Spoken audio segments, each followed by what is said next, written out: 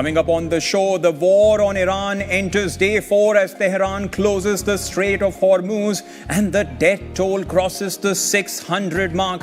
But it's not only Iran which is facing the heat, it's also the UAE, Saudi Arabia, Qatar, and now even Lebanon. That's not all. Not far away in South Asia, Pakistan strikes Bagram Air Base and declares open war on Afghanistan as fighting enters a 5th day with no end in sight. And in the midst of these conflicts, India is focusing on business. Prime Minister Modi signs a landmark trade deal with Canada as the two big economies look to reset ties which hit rock bottom 2 years ago. Hello and welcome everyone. My name is Saahil Murli Menghani and the South Era Report begins now.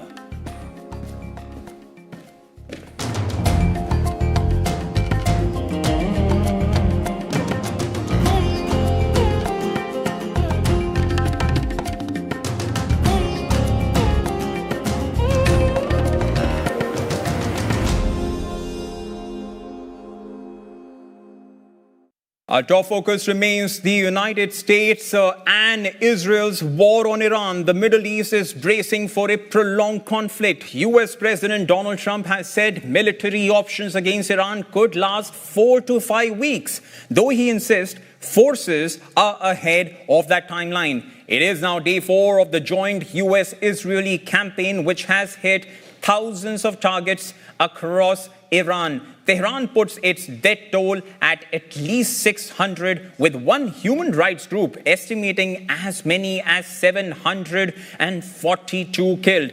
6 American service members have also died. But that's just one part of the story. Let's now tell you about Iran's retaliation. Up on your screens, you can see that it's been hitting back hard. It has struck energy infrastructure across the Gulf, attacked the US embassy in Riyadh, and announced the closure of the Strait of Hormuz, a move that threatens to choke a critical artery of global oil supply.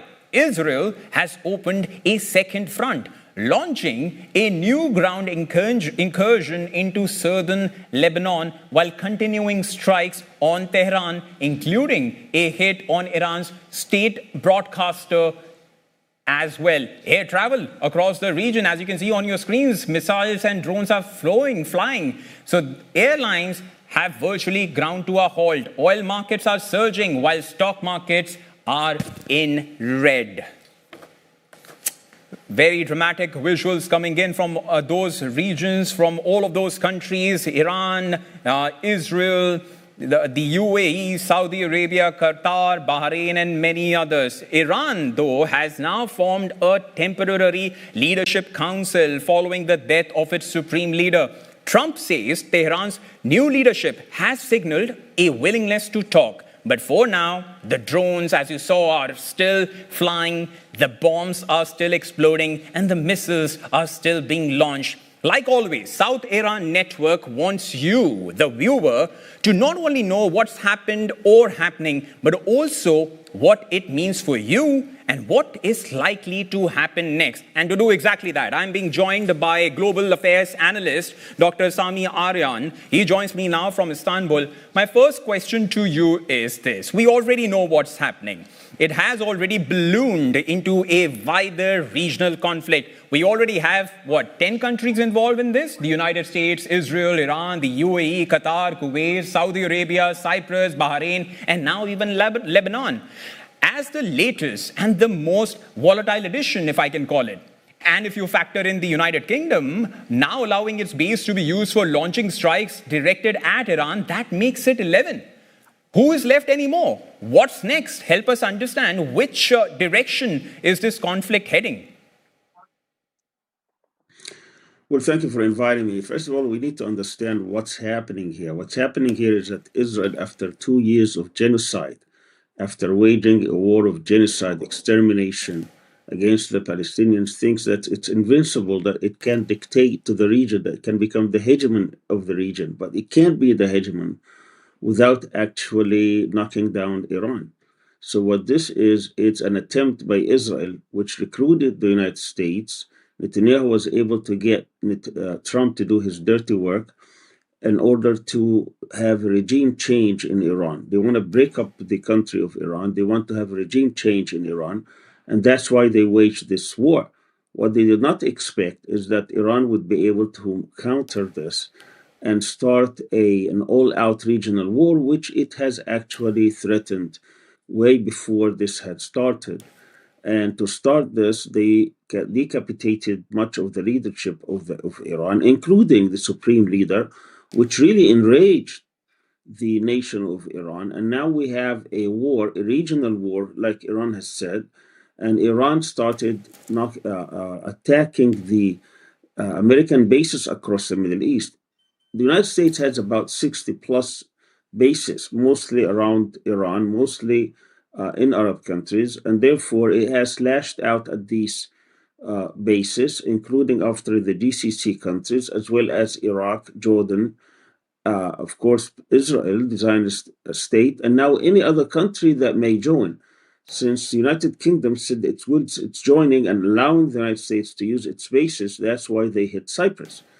As far as Lebanon is concerned, we have a country which is a rogue country, the Israeli state, that says we're going to go and invade southern Lebanon and actually go and fight and take over at least up to the Litani River. And of course, Hezbollah was waiting for this moment, has been preparing for this moment.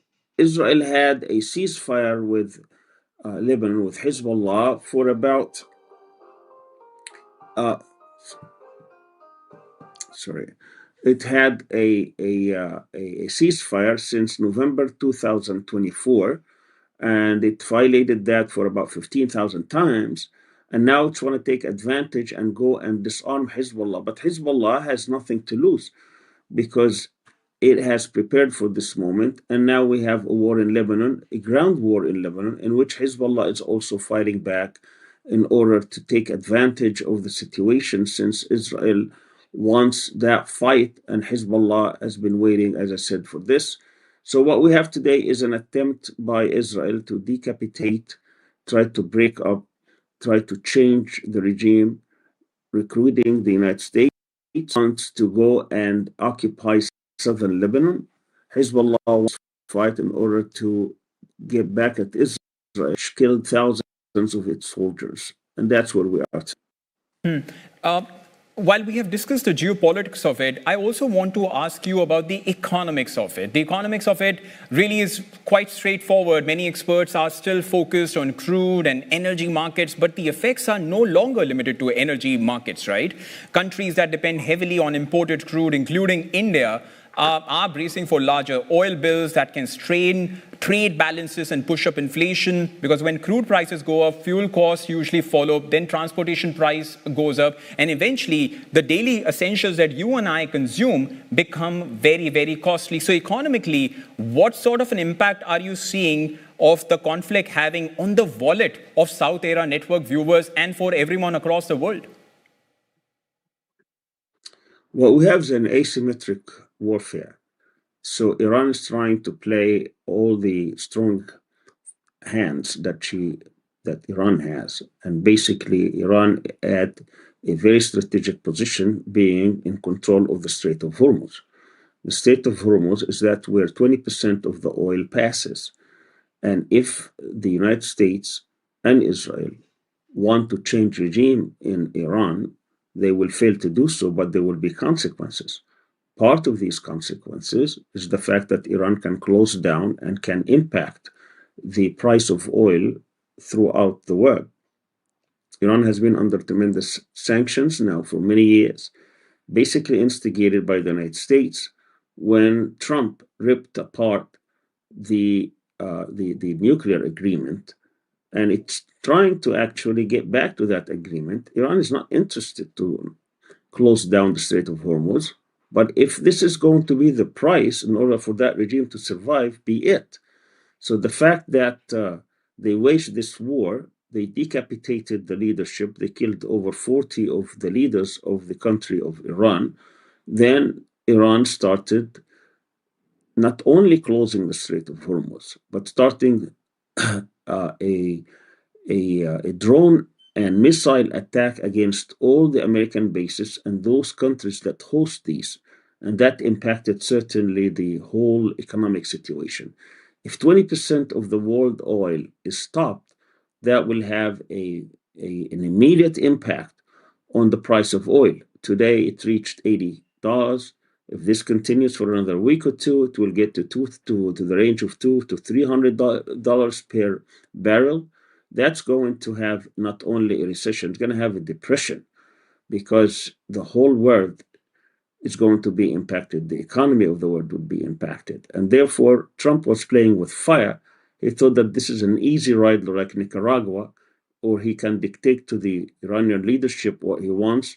He is badly mistaken. The US and Israel are not going to win this fight.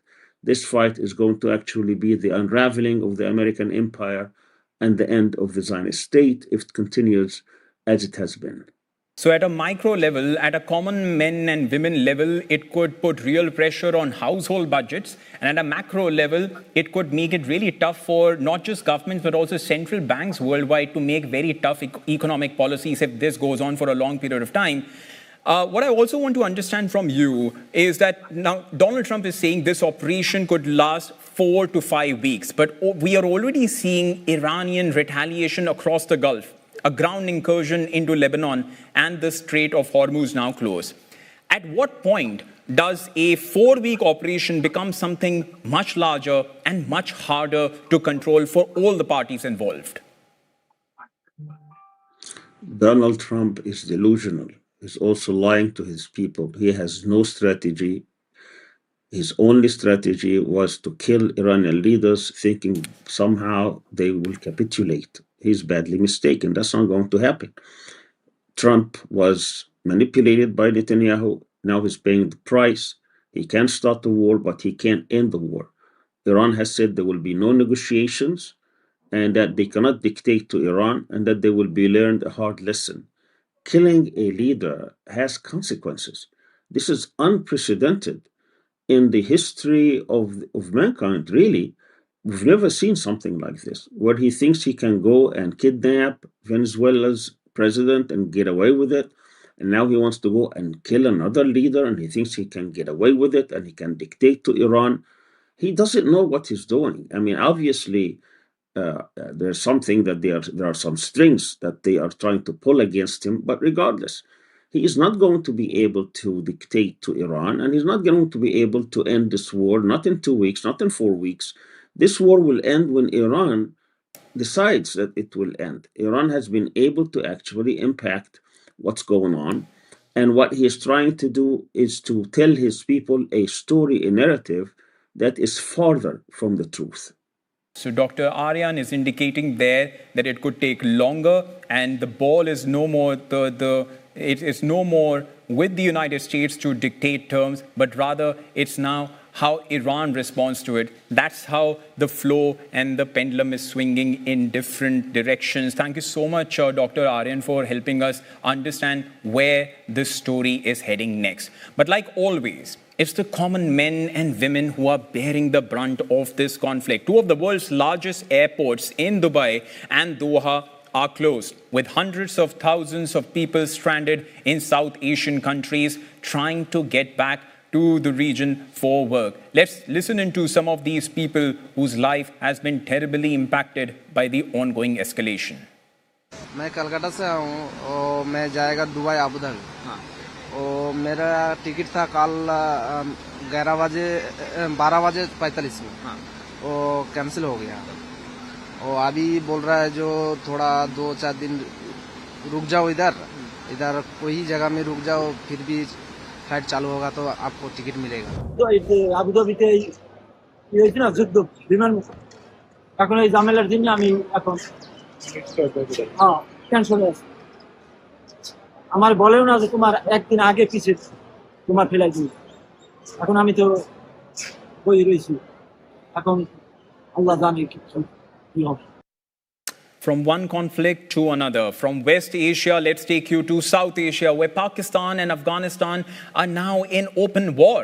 Islamabad has declared a formal escalation, launching airstrikes on targets across Afghanistan, including the capital Kabul. Satellite imagery published by the New York Times has confirmed that Pakistan struck Bagram Air Base, showing multiple blasts and destroyed buildings at the site, contradicting Afghan claims that the attack was successfully repelled. Pakistan has also reported to be holding a 32 square kilometer area of Afghan territory in the certain Zohob sector.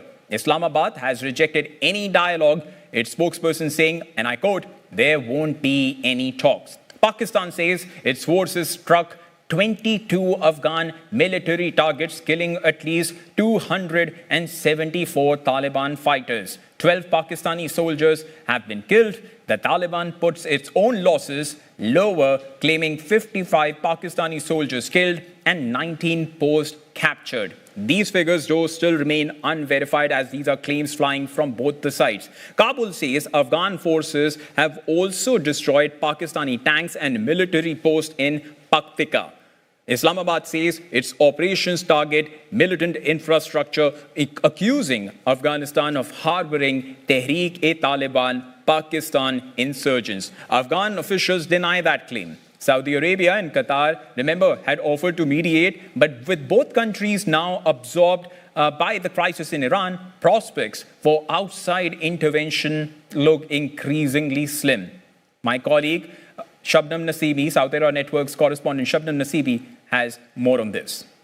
Pakistan has one of the largest militaries in Asia. Afghanistan has a standing army of battle-hardened fighters and decades of experience humiliating better-equipped enemies. That's the mismatch at the heart of this war.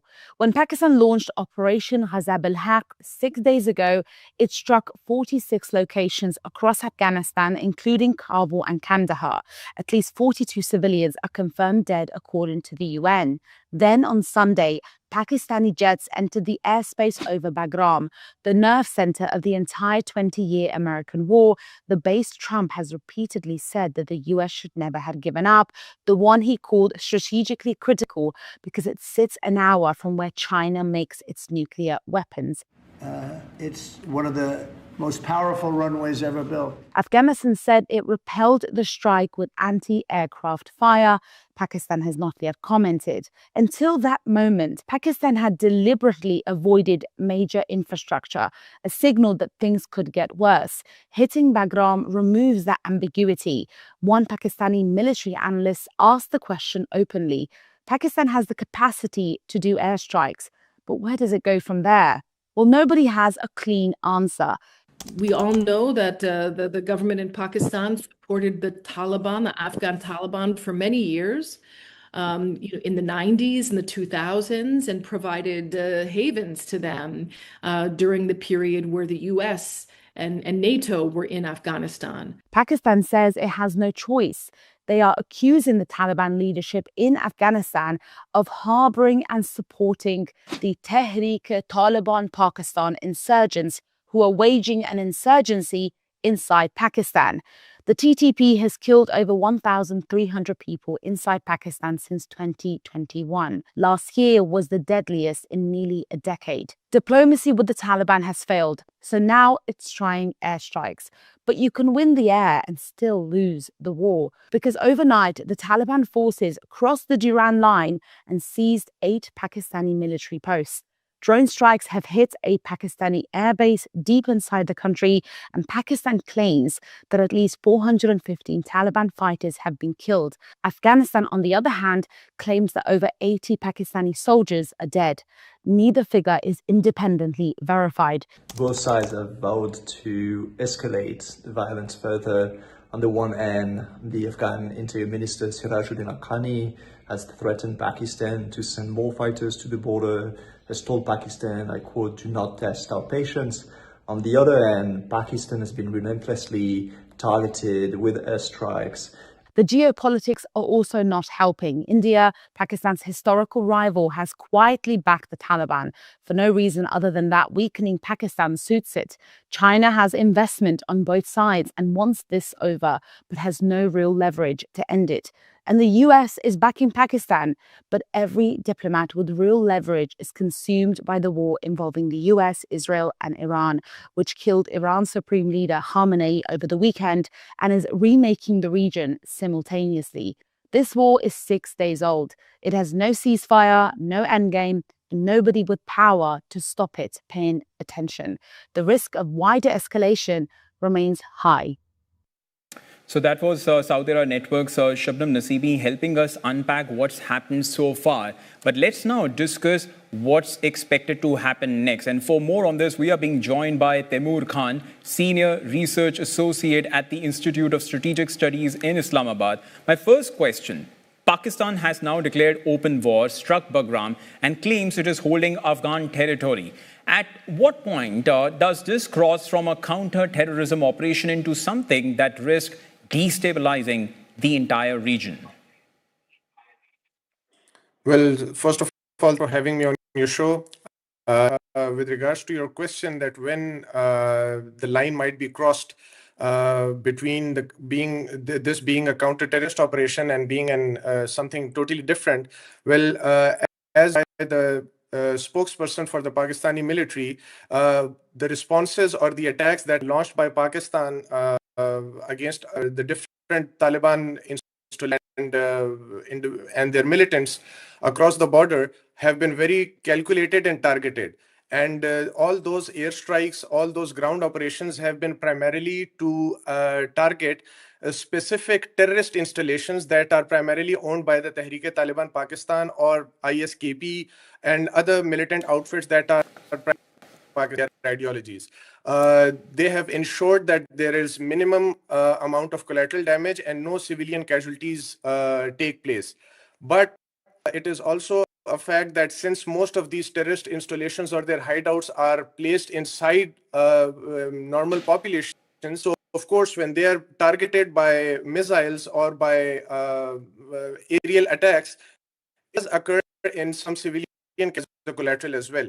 But still, Pakistan is making sure that its operations are particularly against the terrorist organizations and not against any civilians. Rest assured that Pakistan's operations against the people of Afghanistan or their civilians, but against those terrorist outfits that are founding safe havens inside the Afghan territory under the Taliban regime. Also, Saudi Arabia and Qatar, remember, had offered to intervene, but we both know that both of those countries are now consumed by the Iran crisis. So with no credible third party at the table and Pakistan refusing dialogue, what realistic off-ramp exists for either side? Well, I mentioned the earlier rounds of dialogues that took place between Pakistan and the Taliban.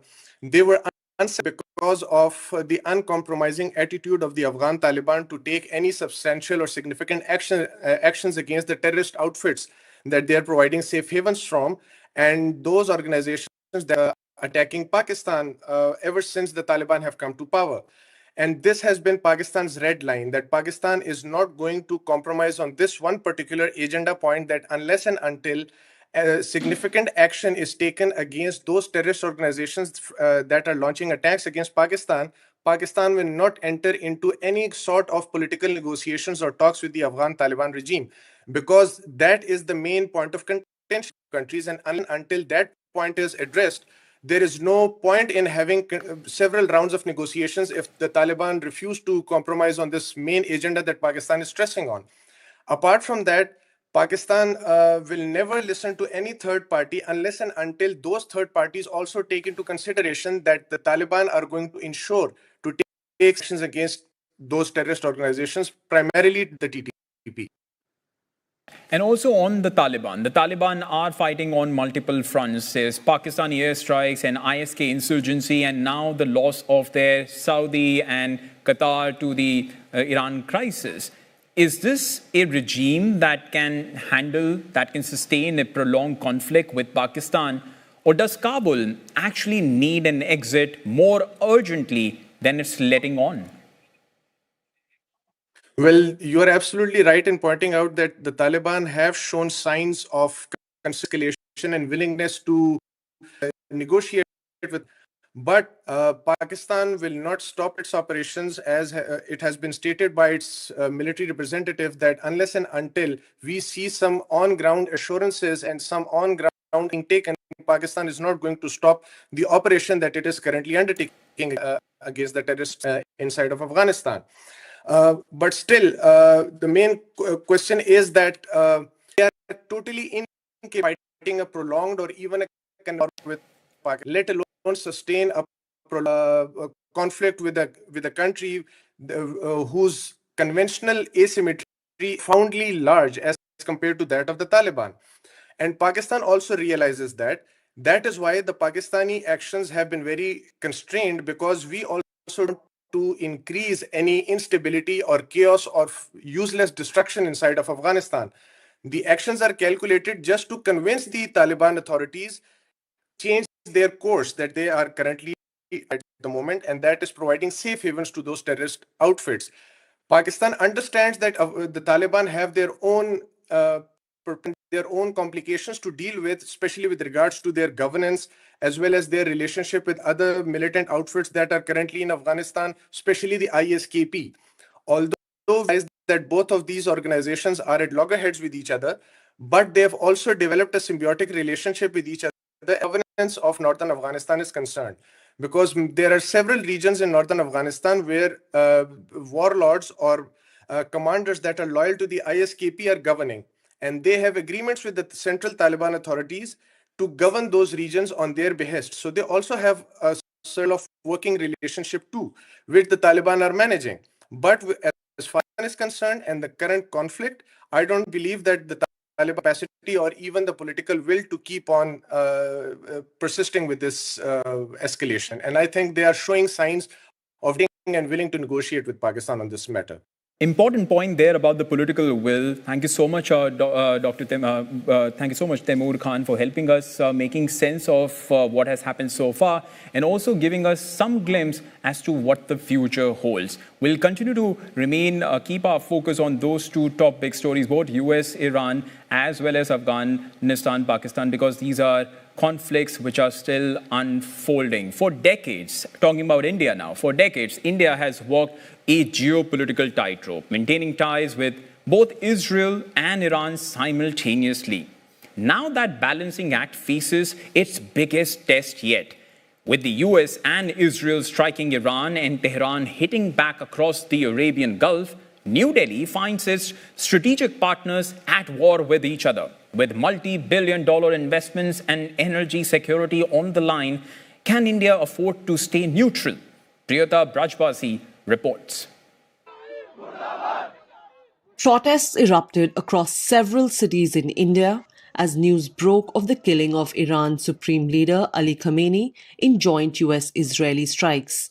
Demonstrators, largely from India's Shia community, burned effigies of Israeli Prime Minister Benjamin Netanyahu and US President Donald Trump. They called for death to Israel and America. Paschim Asia की वर्तमान स्थिति हमारे लिए गहरी चिंता का विषय है। भारत डायलॉग और डिप्लोमेसी के माध्यम से सभी विवादों का समाधान का समर्थन करता है।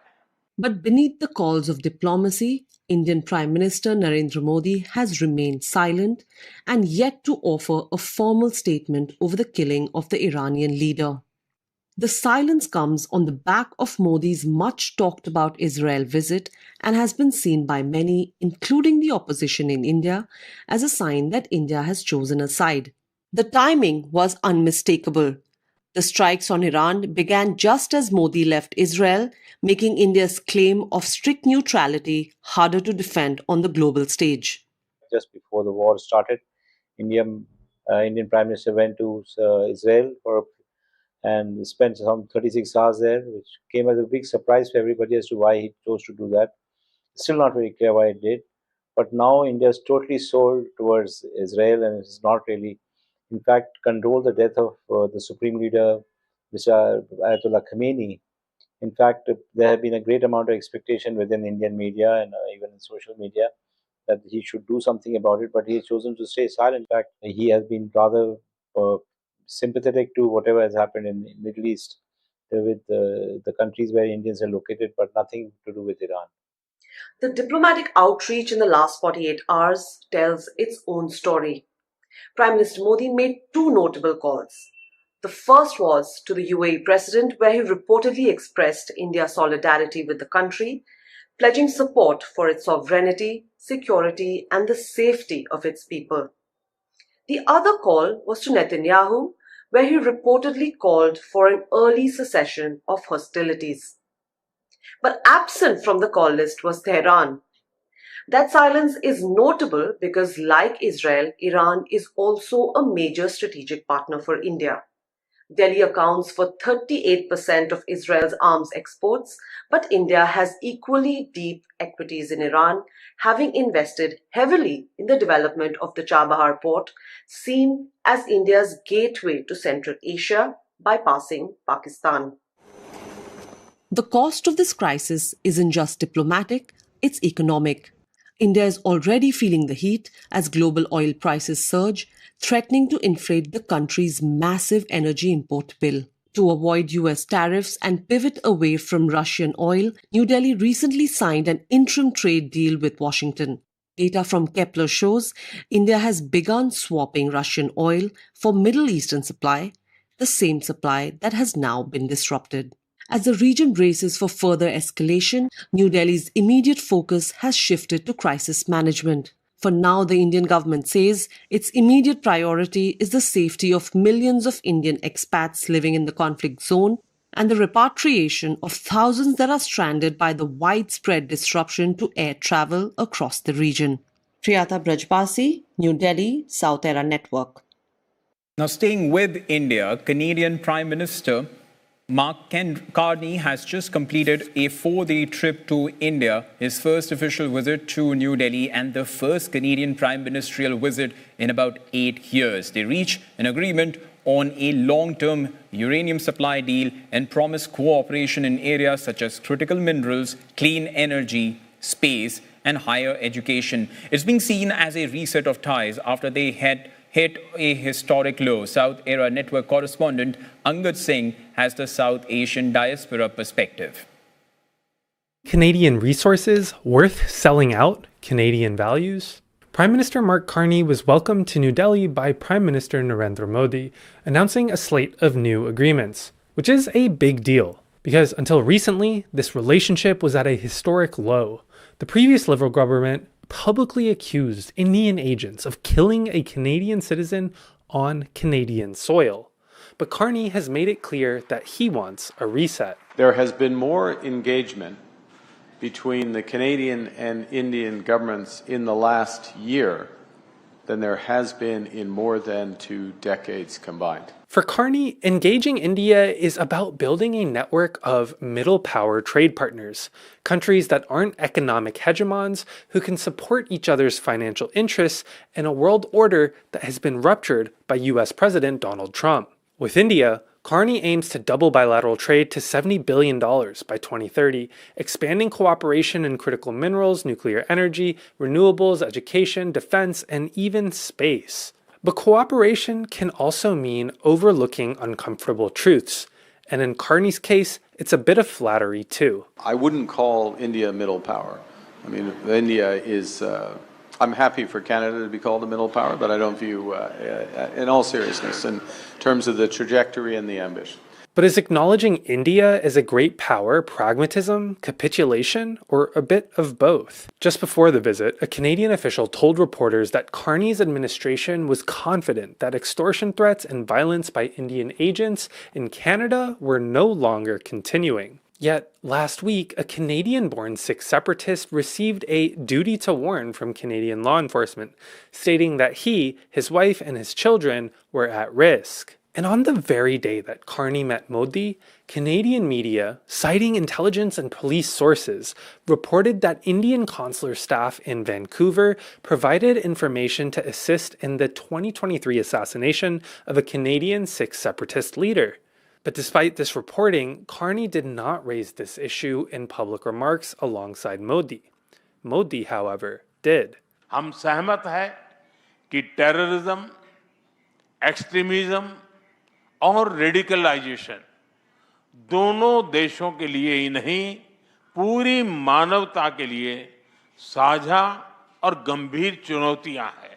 In allowing Modi to frame the two nations' alignment on extremism, which is what India calls all forms of Sikh separatism, without publicly naming the risk that Canadian Sikhs say they still face for exercising their charter-protected rights, it signals that Ottawa seems willing to go along with the Indian narrative because it's financially worth it.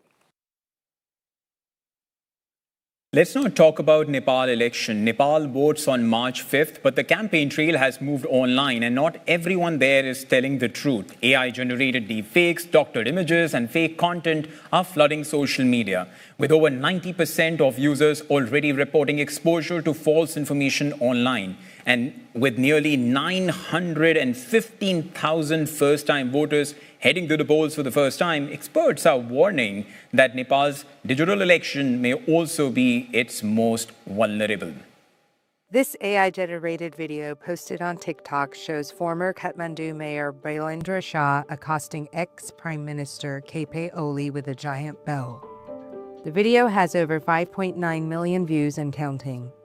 The TikTok account it is posted on has a multitude of other videos depicting the two Nepalese politicians in different scenarios. This is just one example of a much bigger problem. Nepal goes to the polls on March 5th, its first major election since youth-led protests brought down the government last year. But as campaigning moves online, experts are warning that low digital literacy and a flood of fake content could seriously undermine the vote. This is Nepal's first truly digital election. Candidates are campaigning on Facebook, TikTok, and X. Voters are getting their information from smartphones, and misinformation is spreading faster than fact-checkers can keep up. The numbers are stark. Research by the Center for Media Research Nepal shows that more than 90% of social media users in the country have already encountered false information online. Nepal's Election Commission has identified over 300 cases of misinformation, disinformation, and hate speech since campaigning began, and that is only what has been caught. The concern is not just the volume, it is who is being targeted. Nearly 915,000 first-time voters, most of them Gen Z, are heading to the polls for the first time. They are the most active online. Experts say they are also the most vulnerable to manipulation. AI-generated deepfakes, videos that show politicians saying things they never said, are already circulating. Doctored images and fake screenshots of candidates have been documented by fact-checkers. And social media algorithms are doing what they always do, amplifying the most divisive content first. There's a painful irony at the heart of this story. The previous government was so alarmed by online misinformation that it banned social media during the 2025 protests. That ban backfired and helped fuel the anger that eventually brought the government down. Now its successor must run an election in that same volatile digital environment. The Election Commission has deployed volunteers in every ward across the country and is working with Meta and TikTok to remove harmful content. Nepal Police has set up district-level cyber cells. But with nearly 19 million eligible voters and polling just days away, the question many are asking is whether any of it is enough. Nepal votes on March 5th. The world will be watching, not just to see who wins, but whether the truth can keep up with the rumors. Since that report was about social media and we are joining you primarily on social media platforms, do let us know what you thought about that report. To the United Kingdom now, where immigration remains one of the country's most divisive issues, especially when it comes to asylum seekers and their temporary housing in hotels. Since 2024, thousands across the country have been protesting against this type of accommodation, and our correspondent Sarah Gill attended one of these demonstrations in the north of England. Take a look. This man is swearing at the asylum seekers who live inside this hotel. He's directly... Friday night in Altrincham, a village in northern England. This man is here to protest against the housing of asylum seekers in a local hotel. The UK government has pledged to close these facilities by 2029, but for the people on this corner, that's not soon enough. I'm stood outside the Cresta Court Hotel. It's a hotel just south of the city of Manchester that's currently housing around 300 asylum seekers. Now, if we just pan the camera slightly, you can see on the opposite side of the road, there are demonstrations taking place against the housing of asylum seekers in this facility. And while there may be around 10 or so people gathered today, it happens every single week, and it's been happening for about a year. Refugees are welcome here. However, this street looks very different when the other side shows up. Last August, hundreds gathered to show support for those living inside. One of the organisers of the demonstration was Naila Ashraf. We meet her along with Vinetta at her home. They're both part of Greater Manchester's branch of Stand Up to Racism. If we didn't have a counter-protest, these people who are demonstrating outside these hotels will be seen as the voice of the local community. They will shape the narrative. So it's really important for there to be an alternative narrative, because we know when those demonstrations happen, the press turn up, it gets a lot of media attention, and we refuse to allow those people to speak for the rest of us. Vinetta agrees, but says the resentment towards those seeking asylum comes from government policy. Basically, we have policies that are denying them legal, safe routes into the country. When Labour was in, the last time, it was Blair's government that stopped asylum seekers working. To understand life beyond the rallies, we visit a local church that opens its kitchen to those living in the hotels. In the kitchen, we meet Asma. She's cooking biryani. She came to the UK with her husband as a dependent on his work visa, but later divorced him after he repeatedly assaulted her both physically and verbally. For her safety, Asma chose not to show her face on camera. My husband is so much older than me, like he is 45 and me is only now 25. And my marriage was forcefully arranged in Pakistan.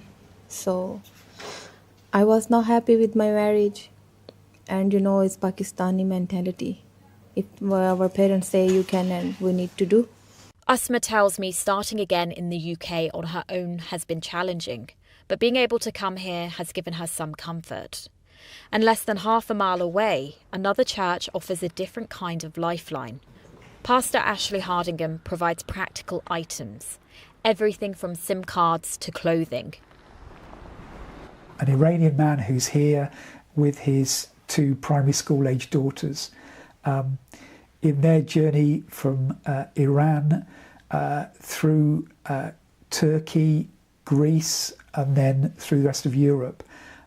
His wife collapsed and died of a heart attack walking through a forest in Greece. The people around him felt they couldn't help and support him, so he picked up his dead wife and with 2 very young children walked to the next village and had to go through all the bureaucracy and the health service and the death certificate for his wife. And then he has to continue with his 2 daughters. And that's the kind of person that needs help and support. Razia is one of those who relies on his support. She fled Iran after converting to Christianity, considered a crime punishable by death. Like Asma, she did not want to be identified. My daughter is 10 months, and she has never seen her dad.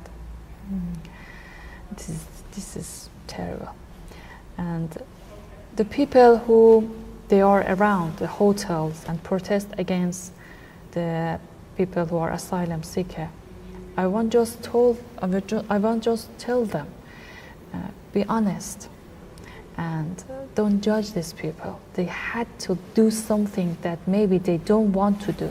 When we spoke to Razia in mid-January, Iran was under a communications blackout following a violent crackdown on protesters. These days, no news from Iran.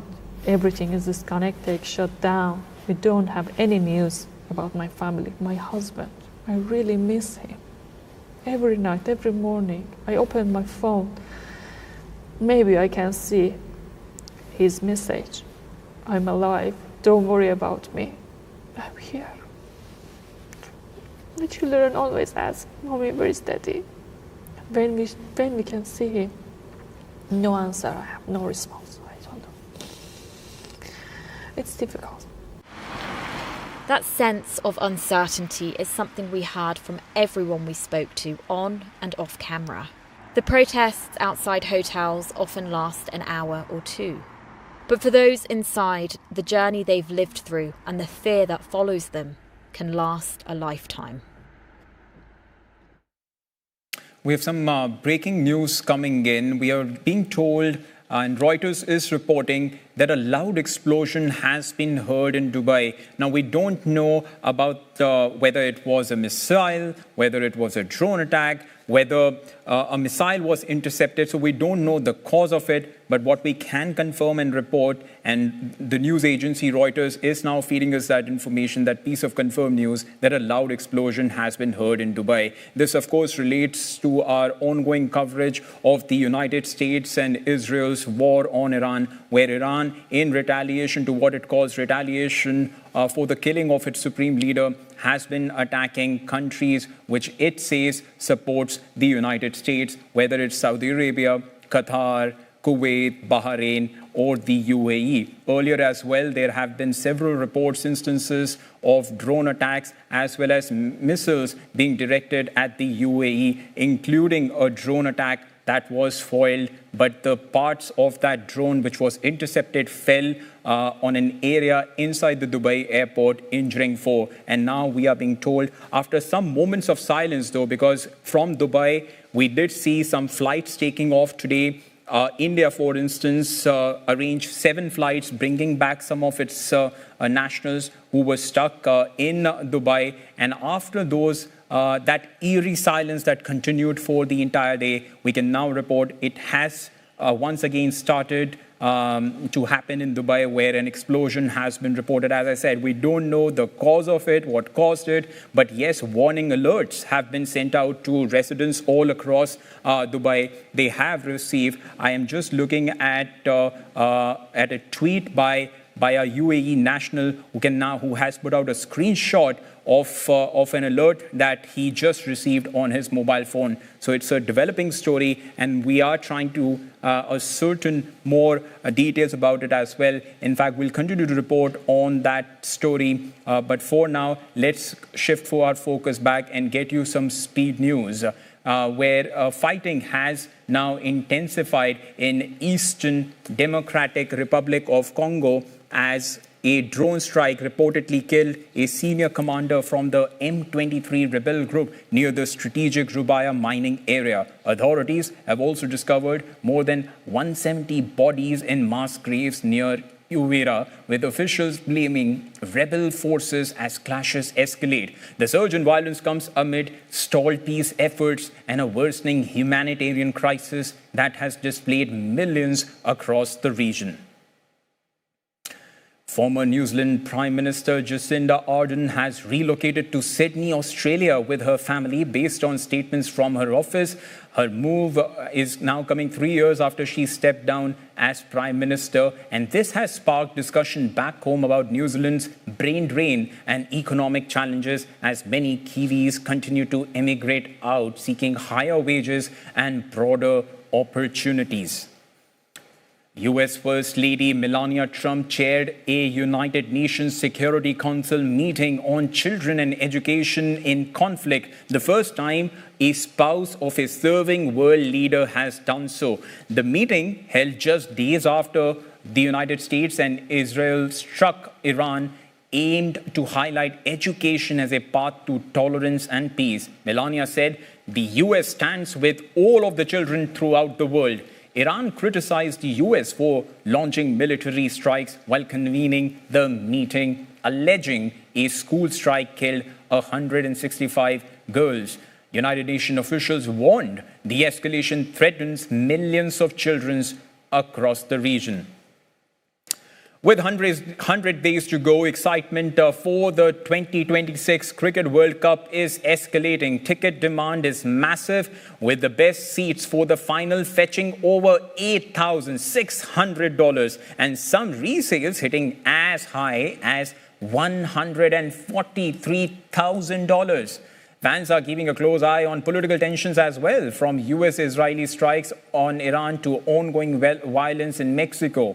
FIFA insists revenue will be reinvested into football, but with costs this high, many fans may actually just watch it from home. And from South Asia, the West Indies and Zimbabwe teams are stuck in India after being eliminated from the T20 World Cup. Airspace closures and flight chaos caused by US-Israeli strikes on Iran have disrupted travel through Dubai and Abu Dhabi. Cricket authorities say players are safe and contingency plans are in place. Semi-finalists India, England, South Africa and New Zealand obviously remain in India, with the final set for Ahmedabad this Sunday. And finally, it turns out Raj from the Big Bang Theory has a secret superpower. Kunal Nayyar has revealed he spends his evenings scrolling through GoFundMe, quietly paying off medical bills of strangers. The actor, worth a reported $45 million, says wealth doesn't feel like a burden. It feels like, in his words, a grace from the universe. All right, on that heartwarming note, we have come to the end of this edition of the South Era Report. We'll see you tomorrow, same time. Thanks so much for watching.